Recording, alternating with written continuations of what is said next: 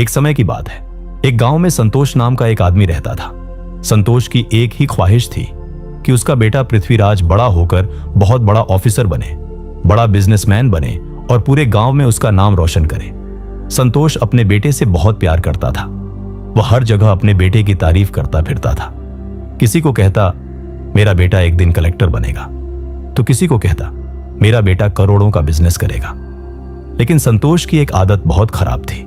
वह लोगों के सामने बहुत बड़ी बड़ी बातें करता था। एक इंसान को कुछ बोलता तो दूसरे इंसान को उससे भी ज्यादा बढ़ा चढ़ाकर बोलता। उसे अपने बेटे पर इतना ज्यादा भरोसा था कि उसे लगता था कि उसका बेटा बिना मेहनत किए ही जिंदगी में बहुत बड़ा आदमी बन जाएगा। दूसरी तरफ उसका बेटा पृथ्वीराज भी बिल्कुल अपने पिता जैसा होता जा रहा था। उसके अंदर भी गलतफहमी भर चुकी थी। वह हमेशा कहता रहता मैं यह कर लूंगा, मैं वो कर लूंगा, मेरे लिए कौन सा मुश्किल है, मैं तो एक दिन बड़ा आदमी बनूंगा। लेकिन असली परेशानी यह थी कि वह सिर्फ बातें करता था, मेहनत बिल्कुल नहीं करता था। पृथ्वीराज पढ़ाई में ठीक था, लेकिन उसका ध्यान पढ़ाई से ज्यादा दिखावे में रहता था। कभी दोस्तों के साथ घूमना, कभी बेवजह मोबाइल चलाना, कभी बड़े बड़े सपने देखना। उसे लगता था कि सिर्फ सोच लेने से इंसान कामयाब हो जाता है। समय बीतता गया। जब पृथ्वीराज 10वीं में पहुंचा, तब संतोष ने सोचा कि गांव में रहकर उसका बेटा आगे नहीं बढ़ पाएगा। इसलिए वह उसे शहर लेकर गया और एक अच्छे कॉलेज में एडमिशन करवा दिया। वहां उसने किराए का कमरा लिया। हर महीने हजारों रुपए खर्च करने लगा। संतोष दिन रात मेहनत करता ताकि उसके बेटे की जिंदगी अच्छी बन सके। एक दिन पृथ्वीराज ने अपने पिता से कहा, पापा, मुझे एक नया फोन चाहिए। बाकी बच्चों के पास भी अच्छा फोन है, मैं भी उससे पढ़ाई करूंगा और नई नई चीजें सीखूंगा। संतोष ने बिना कुछ सोचे तुरंत फोन दिला दिया, क्योंकि उसे अपने बेटे पर अंधा भरोसा था। लेकिन फोन मिलने के बाद पृथ्वीराज पूरी तरह बदल गया। अब उसका ज्यादातर समय सोशल मीडिया पर बीतने लगा। कभी फोटो खींचता, कभी वीडियो बनाता, कभी रील्स देखता, रात रात भर फोन चलाता और सुबह देर तक सोता रहता। लेकिन उसके मन में फिर भी गलतफहमी भरी हुई थी।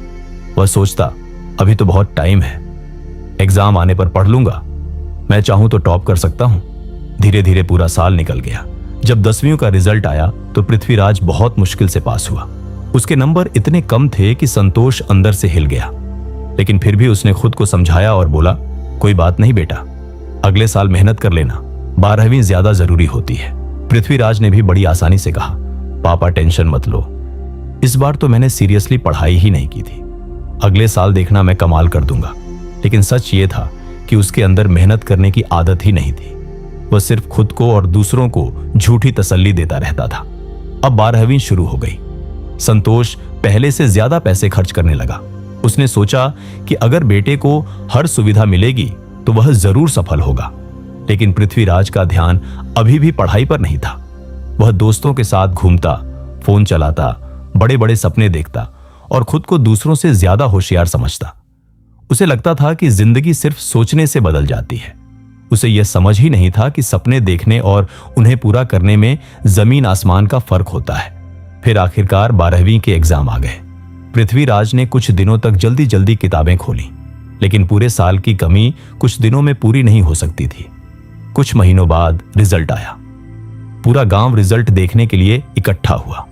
जब संतोष ने अपने बेटे का रिजल्ट देखा तो उसके पैरों तले जमीन खिसक गई। पृथ्वीराज इंग्लिश और साइंस में फेल हो गया था। संतोष की आंखों में आंसू आ गए। जिस बेटे के लिए उसने दिन रात मेहनत की, जिसके लिए उसने पैसे खर्च किए, जिसके बारे में उसने पूरे गांव में बड़ी बड़ी बातें की, वही बेटा आज फेल हो चुका था। संतोष को एहसास हुआ कि उसने अपने बेटे को मेहनत नहीं, सिर्फ सपने देखना सिखाया था। उसने उसे जिम्मेदारी नहीं, सिर्फ दिखावा सिखाया था। दोस्तों, इस कहानी से हमें सीख मिलती है कि गलतफहमी इंसान की सबसे बड़ी दुश्मन होती है। जब इंसान बिना मेहनत किए खुद को सफल समझने लगता है, तब उसका पतन शुरू हो जाता है। सिर्फ सोचने से, बोलने से या सपने देखने से जिंदगी नहीं बदलती। जिंदगी बदलती है मेहनत, अनुशासन और लगातार कोशिश करने से। इसलिए कभी भी झूठी उम्मीदों और गलतफहमियों में मत जियो। अपने सपनों को सच करना है तो मेहनत करनी पड़ेगी, क्योंकि आखिर में जीत उसी इंसान की होती है जो बातें कम और मेहनत ज्यादा करता है। तो अगर आपको यह कहानी पसंद आई हो तो इस वीडियो को लाइक जरूर करिए और ऐसी ही सीख देने वाली कहानियों के लिए हमारे चैनल को सब्सक्राइब जरूर करिए।